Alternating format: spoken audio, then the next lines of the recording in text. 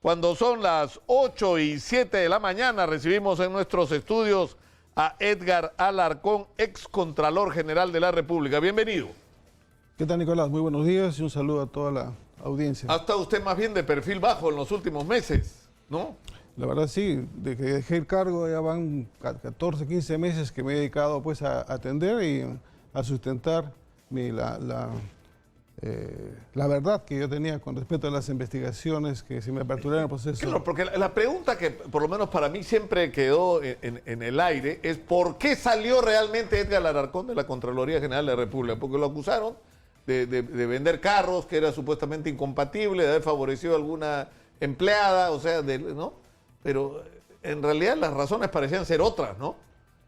O sea, ¿por qué terminó siendo incómodo Edgar Alarcón en la Contraloría General de la República? Creo que el término adecuado es incómodo. Incómodo porque nosotros comenzamos a hacer pues, el control a donde nuestra experiencia como auditores nos llevó a ese punto, ¿no? Entonces nosotros al empezar la gestión que fue en junio del 2016 dijimos, ¿a qué nos vamos a dedicar? Vamos a hacer lo mismo como Contraloría, a estar verificando si hizo la vereda, la pista, cuál es el avance de obra, no. Entonces tenemos que ingresar a los megaproyectos porque ahí está la verdadera inversión del país. Entonces sacamos la relación y dijimos, ¿cuáles son los megaproyectos a la fecha? Y recuerdo que era pues el gasoducto del sur, la línea 2 del metro, los Panamericanos, Chavimochi, Chinchero y una serie pues, de obras que sumados estos megaproyectos llegaban a 15.000 millones de dólares en ese momento en inversión. Y para esto comunicamos al Congreso de la República, solicitamos recursos adicionales al Ministerio de Economía y Finanzas y cuando comenzamos a intervenir y a comunicar lo que vamos a hacer, muchos autoridades, empresarios comenzaron a preocuparse. Dijeron, oye, ¿qué pasó con la Contraloría? ¿Por qué no hacen lo mismo que hacía pues, los últimos 20 años? ¿Qué se meten? ¿Para qué te metes?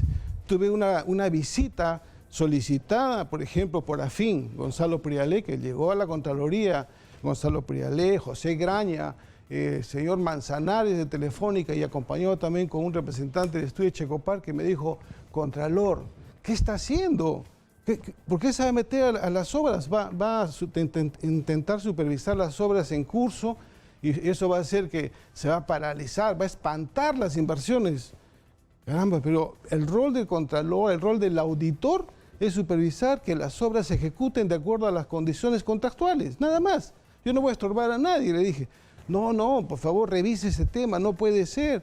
Y así había una serie de comentarios y también la prensa orientada a apoyar esa posición de los empresarios, es decir, lo que va a hacer el Contralor está mal, no puede ser, está entorpeciendo, el país se va a detener, no va a haber inversión, ya nos están viendo de afuera como un país donde no se puede invertir. Y eso fue uno de los principales causales. Y sumado a todo eso, pues, y el tema emblemático que me llevó al tema fue Chinchero, ¿no? Chinchero que al final, al sacar este informe, detonó y generó toda, pues, el tema donde estoy ahorita, ¿no? Ahora, comencemos punto por punto. ¿Por qué no empezamos por Chinchero, que ha sido un tema altamente conflictivo? Es decir, cuando Edgar Alarcón estaba en la Contraloría, ustedes prepararon un informe sobre el caso Chinchero. ¿No es cierto? Porque el caso Chinchero tiene 2 capítulos, el contrato y la adenda del contrato. ¿No es cierto? Y se cuestionó el contrato, ¿por qué? Para empezar. Todas las decisiones que se tomaban en la Contraloría en la gestión que yo estaba, se tomaban en base a un comité. Entonces, ¿cómo debemos auditar el proyecto Chinchero? Entonces, si lo hacemos de manera integral, nos íbamos a demorar mucho. Entonces, lo separamos en 2 partes. Vamos a hacer una auditoría al contrato firmado en el año 2014 y una auditoría a la adenda del contrato que ya se firmó en el año 2016. Entonces, 2 comisiones de auditoría diferentes y las acreditamos y las lanzamos. Salieron al campo. Entonces, en mi gestión logré sacar el informe de la adenda de Chinchero, donde concluyó con responsabilidades penales, donde está involucrado 10 funcionarios, encabezado esto con la ex viceministra de Transportes y Comunicaciones, Fiorella Molinelli, y hacia abajo con 10 funcionarios de diversas entidades, donde estaba Proinversión, Ministerio de Transportes y Comunicaciones, el Ministerio de Economía y Finanzas. Claro, porque acá la discusión era, esto era un proyecto donde el Estado ponía el terreno, el Estado hacía el movimiento de tierras, el Estado resolvía el problema con las comunidades anexas, ¿no es cierto? El Estado le garantizaba un crédito y lo que hacía, digamos, el concesionario era ganar plata, ¿no? Nada más. Más o menos.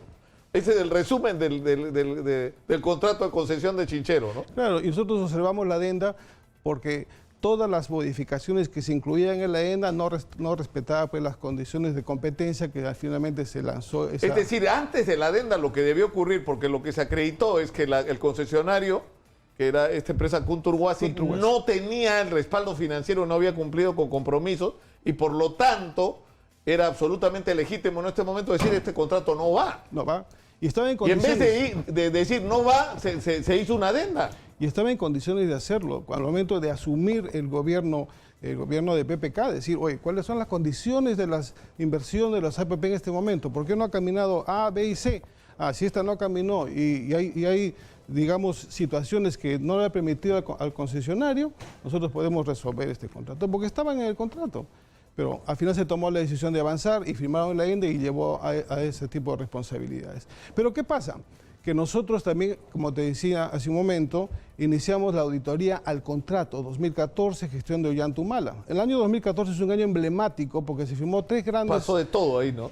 Se firmó el contrato Gasoducto del Sur, Chinchero, la línea 2 del metro, 5.300 millones de dólares. O línea 2, recordemos, si de un rato te lo comento. Entonces, ese contrato se hizo bien en firmar, se respetaron las condiciones. Yo he revisado el informe con los auditores. En ese entonces, el vicecontralor Osvaldo Yupanqui me informaba, me decía, esta auditoría está así, estamos acabando. ¿Cómo va a acabar esta auditoría? ¿Cómo está orientando a los auditores? Posiblemente haya una colusión. ¿Y por qué la colusión? Le decía, porque se ha favorecido posiblemente al postor, a Kunturhuasi. Entonces, a ver, ¿por qué? No se está fijando la tasa de interés, no hay fecha para cierre financiero, hay una serie de situaciones. Y pero eran cosas increíbles, ¿no es cierto? Sí, situaciones que se daban y se firmó el contrato en esas condiciones. Pero ¿qué ha pasado después? Yo salgo de la Contraloría, dejo ese informe ya en proceso. El señor Nelson Chaga ha tenido con su gente que revisar ese informe y al final se ha concluido pues ese informe y tengo conocimiento de que ha concluido con responsabilidades solamente administrativas. No responsabilidades penales. No responsabilidades penales. Entonces, ¿qué ha pasado? Ahora, sí. Porque si hubiese salido con responsabilidad penal, y no es el afán mío de decir todo es penal, que soy el policía que persigue a los corruptos, no. Si hubiese salido con responsabilidad penal tal como se estaba orientando en ese entonces, hubiese permitido al Estado peruano resolver el contrato, porque acá la Contraloría me dice que se firmó el contrato indebidamente y acá había una colusión. Pero en este momento que nos ha puesto en una posición bien complicada como Estado. Claro, porque si no hay responsabilidad penal, entonces nos estás entregando a los leones en una controversia internacional a la hora que anulas el contrato. Y en eso estamos en este momento, porque Kunturhuasi, ¿qué ha hecho? Como tú, Estado peruano, has resuelto el contrato de Chinchero porque tú lo has decidido por decisión propia, ahora nos vamos a un arbitraje internacional y estábamos en el CIADI y con una demanda por más de 80 millones de dólares. Nosotros estimamos en ese momento, resolvamos el contrato, reconozcamos los gastos que ha hecho hasta ese momento el Kunturhuasi, que estimamos con un margen incluso por encima por 20 millones de dólares, se le paga y se acabó. Y lancemos el contrato porque el aeropuerto se necesita, Cusco necesita un aeropuerto, pero hagámoslos bien, pues en condiciones favorables. Ahora, no era verdad, por lo que yo entiendo, por lo que yo me enteré en esos días, porque alguien le dijo a Martín Vizcarra, hoy presidente, en esa época ministro de Transporte, te quieren meter en el asunto. No era cierto, ¿no? O sea, las conclusiones de la Contraloría en esa época era que había responsabilidad penal en funcionarios y que había responsabilidad política del ministro de Transporte. Pero en ningún momento se dijo que había responsabilidad penal de Martín Vizcarra. No. Vamos a entrar al tema entonces ahora. ¿Qué pasó previo a la emisión del informe de la adenda? Muchas reuniones, una auditoría bastante sui generis, porque durante la ejecución han visitado a la Contraloría varias autoridades, la Fiorella Morinelli hasta en 3 oportunidades, especialistas del Ministerio de Transportes y Comunicaciones, de Proinversión, hasta el mismo señor Martín Vizcarra, cuando era ministro de Transportes, se ha ido hasta en 2 oportunidades a la Contraloría. Yo he asistido a reuniones a pedido de ellos a Transportes, a la PCM, una situación bastante exigente, digo, porque nunca sucede esto en cualquier auditoría, ¿no? Pero ¿qué pasó 2 días antes de la emisión del informe? Porque la Contraloría anunció el día lunes tal se va a comunicar los resultados del informe de la AENDE de Chincheros, conferencia de prensa. Pero eso era el lunes, pero ya el sábado me estaba llamando Fernando Zavala y me decía, Contralor, ¿cómo está el informe? Fernando le decía, ministro, no le puedo yo adelantar resultados. Yo no le puedo adelantar resultados porque eso es de responsabilidad de la Comisión de Auditoría. Hubo una llamada vía WhatsApp, segunda llamada, por favor, dígame cómo está. Tanta insistencia, le digo, luego de la evaluación la comisión me ha comunicado que hay responsabilidad penal. Pero, ¿quién está involucrado? Dígame quién está involucrado. Eso sí, no le voy a decir y no le dije. Entonces, ¿qué pasó? Que seguro que como yo ya le dije penal, ahí ha habido pues una conversación previa, pues eso ha sido el sábado. Y al día domingo siguiente, al día siguiente ya Martín Vizcarra renuncia porque supongo. Le dijeron algo que al final no era cierto, No era cierto porque en el informe la Contraloría no le imputaba responsabilidades a Martín Vizcarra porque Martín era pues el ministro y le había delegado la responsabilidad de la firma de la adenda a Fiorella Molinella, que era la viceministra y encargada de toda la parte operativa, ¿no? O sea, en resumen, se hizo un pésimo contrato. Cuando podíamos resolver el contrato, hicimos una pésima adenda. Y encima de eso, a la hora de hacer la investigación, en vez de establecer que habían responsabilidades penales porque se había actuado en contra del interés del Estado, se establecen solo responsabilidades administrativas, que a la hora que resuelves el contrato, te ponen en las peores condiciones, ¿no es cierto?, para una confrontación internacional en el CIADI. Así es. Increíble. Ahora, esto es el caso de Chinchero, el caso del Aeropuerto Internacional Jorge Chávez, ¿no? O sea, ¿hace cuántos años que tiene esta gente la concesión? ¿Cuánto dinero es el que han podido sacar y cuánto es el que han invertido? Porque esto es la locura de las concesiones en el Perú, ¿no es cierto? O sea, no es que tú pones el dinero, haces la obra y después recuperas vía el cobro de peajes o en el caso de las tasas aeroportuarias y los servicios que cobra, ¿no es cierto?, Lima Airport Partner por la administración del aeropuerto. Acá es al revés, acá te entregan una obra o una organización funcionando como el aeropuerto y con ese dinero hace las obras, ¿no? Así es. Es el negocio perfecto, digamos. Recordemos que esta concesión del aeropuerto Jorge Chávez se firmó en el año 2001 y por el plazo de ejecución de 30 años. 2001. Pero ¿qué ha pasado a partir del 2001 hasta la fecha? Se ha firmado 7 adendas. 7 adendas. La última adenda es del año pasado, creo que es julio-agosto del año pasado, donde se amplía el plazo ya no a 30, sino a 40 años de ejecución. O sea, se va a LAP, va a hacer uso como concesionario hasta el año 2041 del aeropuerto Jorge Chávez. Hace algunos días ya hemos escuchado que ya se ha saneado, se ha levantado todas las interferencias para que comience a construir el último trimestre del año el concesionario. Pero ¿cuánto ha captado esta empresa desde el año 2001 hasta el año 2017, digamos? En promedio, su utilidad neta, estaba revisando números estos días pasados, en promedio, lo voy a llamar así porque no hay una información cierta, porque ellos hablan siempre de una utilidad neta, llamamos nosotros con utilidad neta, o sea, es la utilidad luego de todos los deducibles, claro, y los impuestos y todo. Estamos hablando de un promedio de 60, 70 millones de dólares. Entonces es la utilidad neta, porque al final ya han levantado su... Ya, pero estamos hablando de 70 millones de dólares a lo largo de ¿qué? De 16 años. 16 años, o sea, es lo que puede haber. Estoy sacando promedio porque los últimos años han excedido largamente pues, los 150 millones, pero yo lo pongo en promedio para llevar el contexto desde el 2002. Pero ¿eso qué significa? Que la utilidad neta ha sido 1.120, 1.200, hasta 1.200 millones de dólares. Yo estimo que sea eso. Entonces, nosotros en ese tiempo, recuerdo, cuando empezó el gobierno de PPK nuevamente, nos reunimos y dijimos, nosotros vamos a ayudar como Contraloría a destrabar los grandes proyectos. ¿Qué proyectos les interesa destrabar? Les vamos a ayudar para que no digan que la Contraloría traba.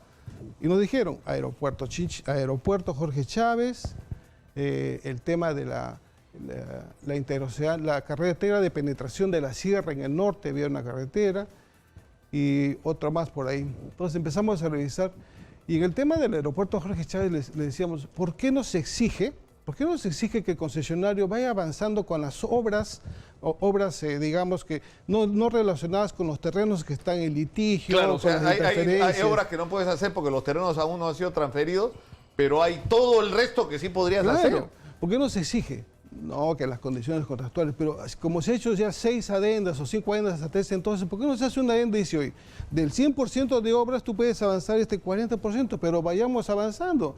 No esperemos o no demos las facilidades al concesionario a que si no me entregas todo, no hago nada, pues no hago nada, y nos ha puesto en las condiciones actuales. Recién saneamos, entonces a partir de ahora 10 años más, hasta el 2041 se va a tener la concesión. Yo sé que va a ser una inversión de más de 1.000 millones en hacer la pieza número 2, tiene que hacer el terminal número 2 en Jorge Chávez, pero ¿por qué siempre le damos, digamos, lo ancho para el concesionario y lo angosto? Claro, porque además por lo general se hacen las adendas para favorecer ¿no es cierto?, el interés del concesionario, ¿no es cierto? O claro, sus reclamaciones, y nunca del otro lado, ¿no? Y no se piensa en el servicio, que tenemos un aeropuerto turizado, cada día más movimiento aeroportuario, y ya no da la capacidad, ¿no?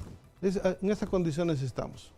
Ahora, ¿por qué ha primado este sistema y este concepto que es loco, ¿no? O sea, te entrego en concesión algo que ya existe, tú lo explotas, sacas dinero de ahí. O sea, no es el concepto de que yo pongo primero la plata y después la recupero con el cobro del peaje o de lo que fuera.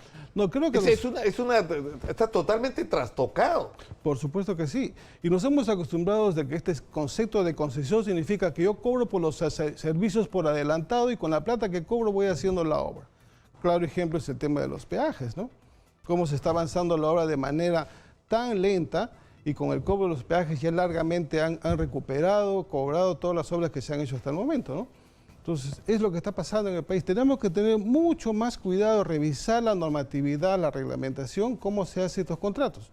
Yo no digo que no funciona un sistema de APP, de concesiones, sí funciona, al igual que un tema de obras por impuestos, sí funciona, pero revisemos la parte normativa. Y la Contraloría, yo no digo nosotros, ahora la Contraloría tiene que hacer una supervisión. Claro, pero la Contraloría está pasando, por ejemplo, en el caso de Piura, está pasando cosas notables, ¿no es cierto? O sea, yo he tenido acá por lo menos 2 denuncias, ¿no?, registradas extensamente. Una tiene que ver con el hecho de que hay gente que gana concesiones y no hace las obras. Entonces no se entiende, porque subcontrata a una segunda empresa que a la vez subcontrata a los que terminan haciendo la obra, y la Contraloría, ¿qué? ¿No tiene nada que decir sobre eso? Eso no está bien. No está bien. Yo escuché un comentario que lo hizo el propio Contralor, y ya le digo que yo no estoy en contra de lo que dijo, porque dice, como hay intervención de terceros, o sea, son privados, yo no puedo intervenir. Señores, hay un contrato de concesión, yo firmo con un ganador de la obra, de la buena pro, yo le tengo que ser responsable a él. Y si está viendo este tipo de vicios que se está tercerizando y se sigue subtercerizando, entonces pongamos pues en los contratos que está prohibida la tercerización bajo responsabilidad de la persona que contrata, porque al final se pierde la responsabilidad. No, y además se encarece la obra, porque si tú estás pagando a alguien que no hace la obra y que contrata a un segundo, y ese segundo contrata a un tercero, todo eso tiene un precio, ¿no es cierto? Todo tiene un precio. En el camino. Pero lamentablemente el que paga casi siempre las consecuencias es el proveedor. Porque este proveedor el que hace la obra realmente. Y cuando va a reclamar, no, que el señor no me pagó, el señor dice, no, el señor tampoco no me pagó, al final se vuelve una cadena que el proveedor pierde. A mí me resulta, y yo creo que en Piura ha habido mucha discusión sobre esto sospechoso, ¿no es cierto? O sea, sospechoso que este sistema exista y que se repita además. Ahora, lo otro escandaloso ha sido, ¿cómo es posible que 2 empresas del Club de la Construcción ganen una licitación? Están en medio de un proceso judicial.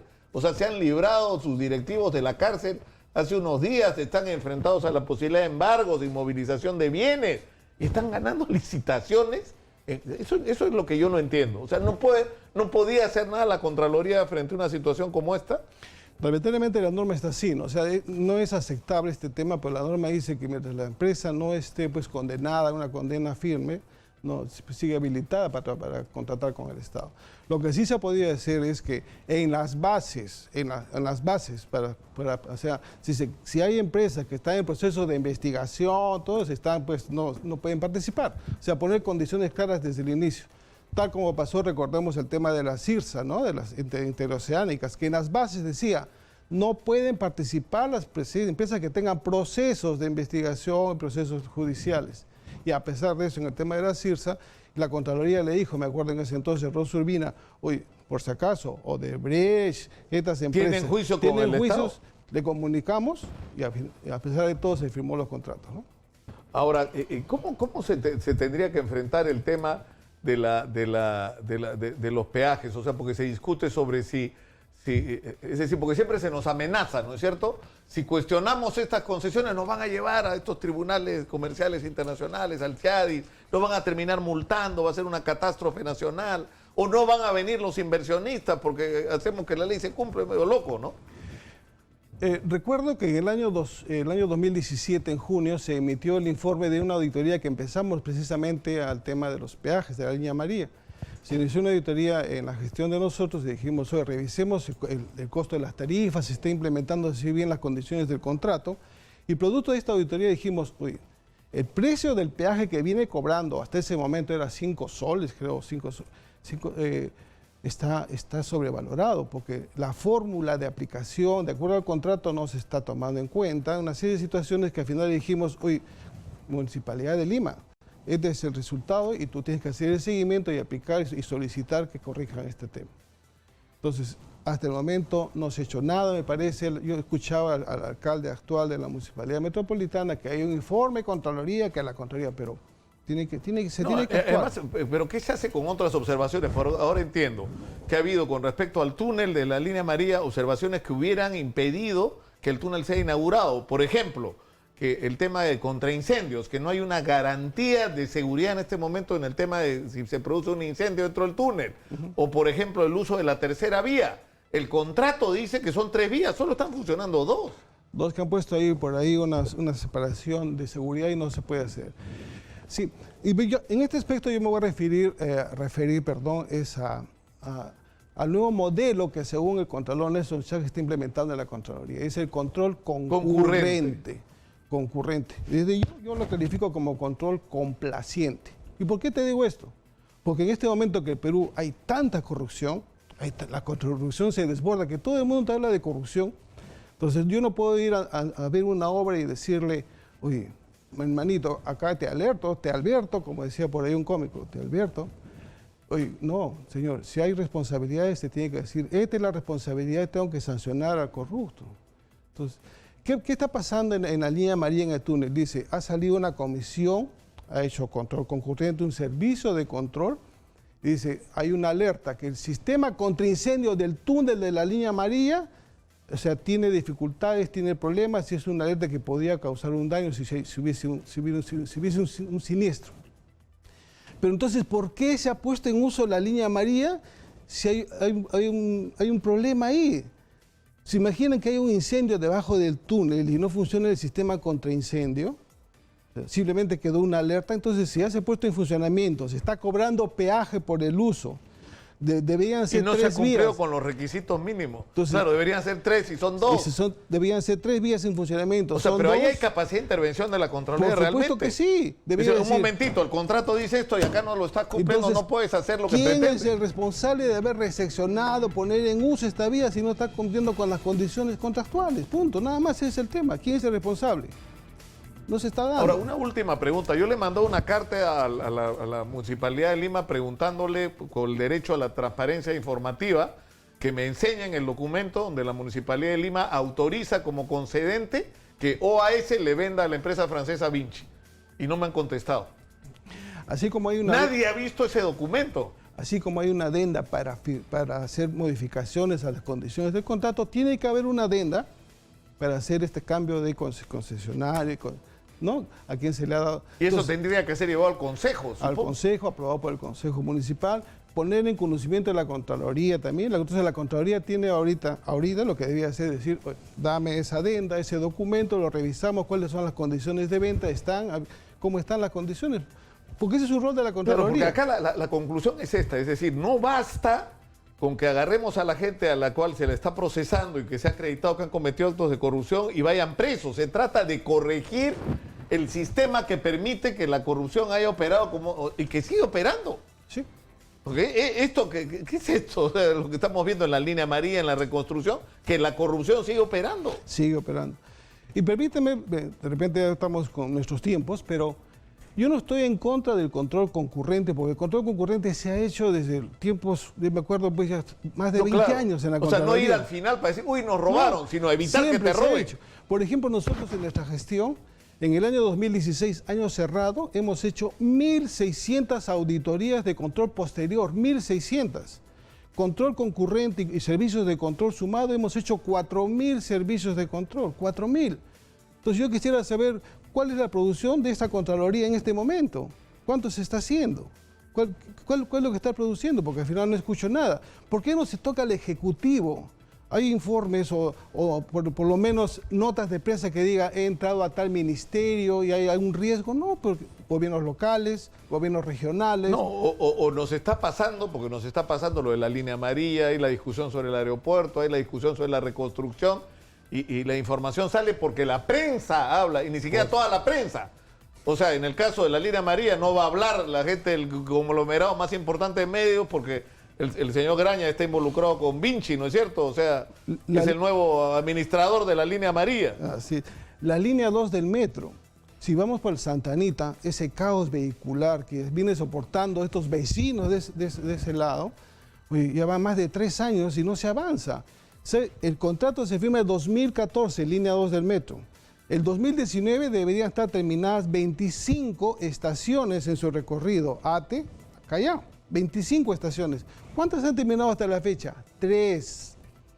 ¿En cuántos años se terminarán las 25? Yo estimo a este paso 2025. Y ahí tendría que intervenir la Contraloría porque hay compromisos contractuales que no se están cumpliendo. ¿Por qué se tiene el temor, el miedo o de repente el compromiso de decir no te toco, no salgo, no voy a decir nada, mejor nos hagamos? Entonces, y un tema que me preocupa, y sí, esto te lo digo de verdad con mucho sentimiento, es ver al personal de la Contraloría en este momento, porque muchos me llaman y me dicen que no podemos hacer nada, la cultura del miedo, a toda la gente que trabajó conmigo en mi gestión la han desplazado, la han maltratado. ¿Sabes cuántas auditorías nos están haciendo a nosotros, los exfuncionarios? Hasta el momento tenemos como 8 auditorías. Que si comimos pollo, en qué gastamos, a quién contratamos. Oye, ¿por qué en lugar de hacer eso, por qué no se revisa la línea amarilla, los peajes? ¿Qué pasó por qué suben los pasajes en Metropolitano? Que también lo puede hacer la Contraloría, porque es un contrato donde están haciendo servicios, se están haciendo uso de los servicios públicos de ese transporte. ¿Qué está pasando?